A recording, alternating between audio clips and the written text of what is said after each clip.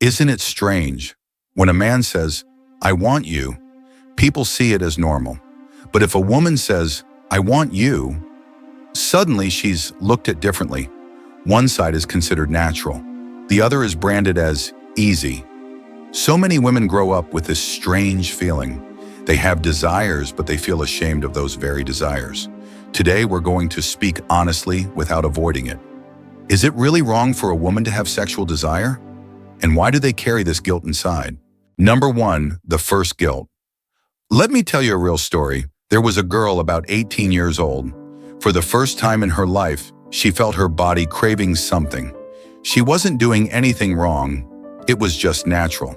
But in that very moment, a thought echoed in her mind. I'm a girl. Why am I thinking like this? Am I being bad? And you know what? She wasn't the only one. Many women, from the very first time they felt desire, immediately felt guilty. It's like an invisible hand stamping a red mark on their forehead. Wrong. You're not allowed to think that. But think about it. What's wrong with that? Desire is a biological reaction. It comes when your body grows, when hormones shift, when your mind begins to open up to the world. If an 18-year-old boy says he has needs, people just laugh and nod. Of course, that's normal at this age. But if it's a girl, the story is completely different. She has to hide it. She has to erase those thoughts. And every time she feels them, she gets scared and ashamed. The answer lies in what we were taught from the time we were little. Do you remember? As children, if a girl asked even the smallest question about sex, she was immediately silenced. Good girls don't ask about such dirty things. As she grew older, she'd hear lines like, "A proper girl shouldn't think about sex." And so, without even realizing it, thousands of women grew up believing that desire is wrong, something shameful that must be hidden. And don't you see how sad that is? Instead of smiling when they recognize their own desire, as a sign of growth, of being alive, they bow their heads ashamed, feeling they are no longer pure. They learn to hide. They learn to stay silent. They learn to bury their own instincts, all in exchange for being called a good girl. That first guilt was not something women created themselves. It was planted in them by society, by education, by prejudice, and it's still there, quietly clinging to them, even after they've grown up. Number two, what has society taught women? That feeling of guilt didn't just appear on its own. It comes from the things we've been told since we were very young. Do you remember? The moment a girl starts to feel curious about her body, she's immediately shut down. A little girl asks, "Mom, why do I feel something strange inside me?" And the answer is often, "Good girls don't ask such dirty questions." Meanwhile, if a boy the same age asks something similar, people usually laugh it off, sometimes even saying, "Yeah, that's how men are supposed to be." And so, from a very early age, girls learn a silent lesson. Desire in men equals normal. Desire in women equals wrong. Then, when puberty comes, girls hear even more warnings. You'd better keep yourself pure. Boys only want to fool around. In some places, religion even stamps the word sin onto any thought related to sexuality. And worse, these teachings don't just come from strangers, but from parents, teachers, the very people who should be helping them understand their own bodies correctly. And so, in the minds of many women, a formula is formed. Desire plus being a girl equals wrong. This absurd formula follows them for years, keeping them from ever daring to admit their true feelings. Don't you think it's unfair? One side is allowed to desire, allowed to express. The other must stay silent, must suppress. And when the two grow up, step into love, step into marriage, this very difference creates a gap. Many women don't dare to speak about their true needs, afraid of being judged. Many men don't understand, thinking women don't want it, when in reality they do, but they've been taught to hide it. So the real question here is, how much of what we call guilt is actually just society's label placed on women? Number three, science says otherwise. If society keeps hammering into women's minds that desire is wrong, science says the exact opposite. In fact, women have a much more complex hormonal system than men. And it's these hormones that determine whether their desire is strong or weak, when it rises and when it falls.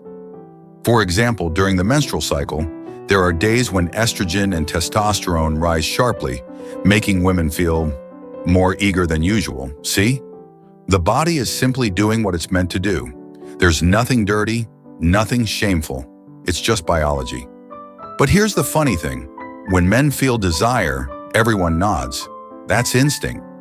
But when women feel desire, people say, "Don't be like that, it's not proper." The truth is, women's instincts are no different from men's. They've only been hidden, twisted through the lens of prejudice.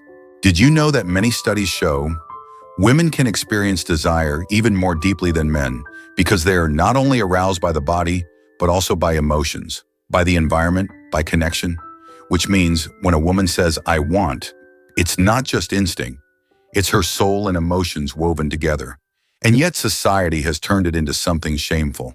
That's why this paradox exists. Science says women's desire is normal, but society teaches that this very desire is wrong. And caught between these two opposing messages, many women choose silence.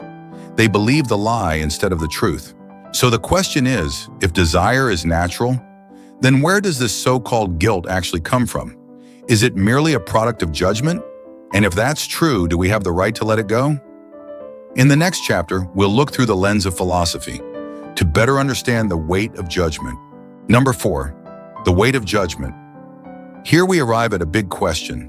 If science has already proven that desire is natural, then why do women still feel guilty? The answer lies in one thing: judgment. Have you ever heard phrases like these?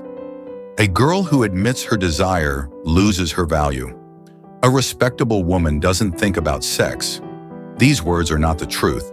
They're judgments, created by society to control behavior. The philosopher Marcus Aurelius once said, "It is not events themselves that disturb us, but our judgments about them."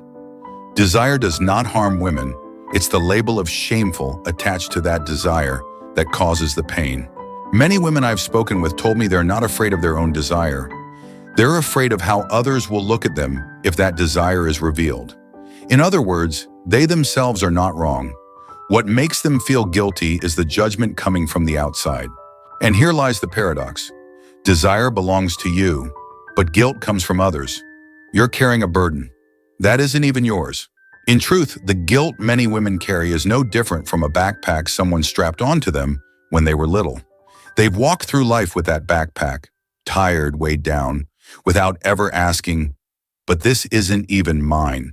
So, to be free from guilt, women don't need to change their desire. What needs to change is how they see that desire and how they let go of the judgment that was never theirs to begin with. And that is also the path of healing, the journey we'll step into in the next chapter. So, to be free from guilt, women don't need to change their desire. What needs to change is how they see that desire and how they let go of the judgment that was never theirs to begin with. And that is also the path of healing, the journey we'll step into in the next chapter. One day she decided to tell the truth. She hesitantly said to her husband, "I want it too." And do you know what his reaction was? It wasn't a look of disdain. It wasn't disappointment. It was a gentle smile.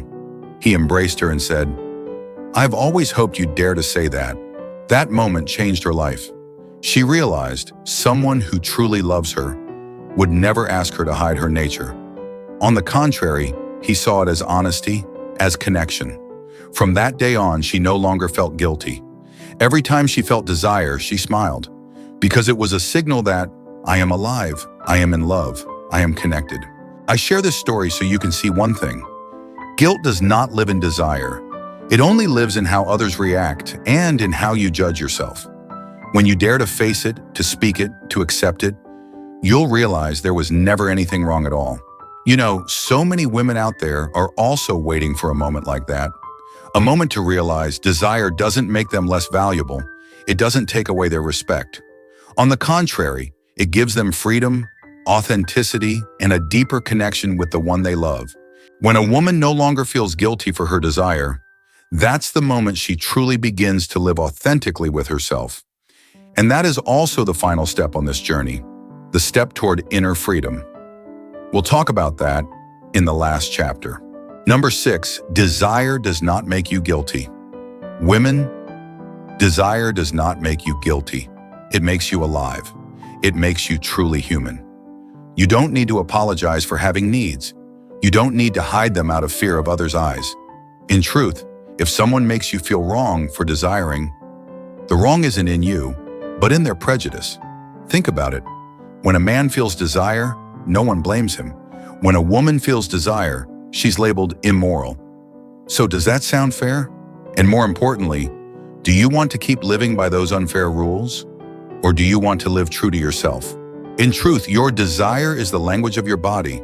It's a reminder that you are alive, that you are in love, that you long to connect. It doesn't take away your worth. It only makes you more real. So from today, if there's ever a moment when you feel desire, don't rush to feel ashamed. Close your eyes, smile, and whisper to yourself, I am not wrong. I am simply living true to myself. Desire is not a sin. Desire is life.